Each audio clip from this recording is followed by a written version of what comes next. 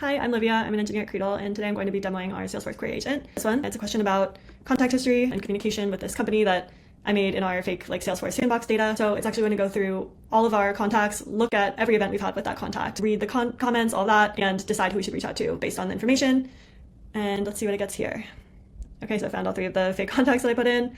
It tells us about this call that we had, and it notes like pain points that we've had before and who we should reach out to based on what the comments said. So that's pretty cool. And we can dive kind of deeper into how it did that. So we can see here it wrote a Salesforce object query language and passed that to this action that runs through the Salesforce API.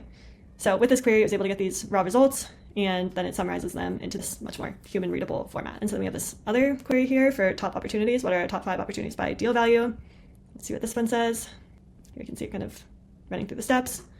And the reason that the Salesforce Query Agent is useful is because we've heard from a bunch of sales representatives that the Salesforce UI is pretty clunky and hard to kind of step through, especially when you're trying to aggregate data like in this query and in the one I showed you before. This would be a lot of manual clicking to try to parse out this information. So here you don't have to know Salesforce object query language at all. You just kind of pop in the human readable query and see what comes out.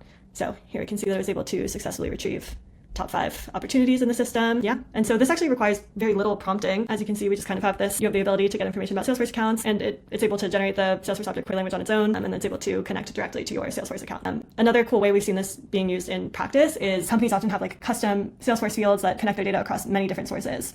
So you can be pulling information in from Marketo, Demandbase, all kinds of places, even bigger than Salesforce itself. So yeah, it's very powerful to be able to aggregate that all in one.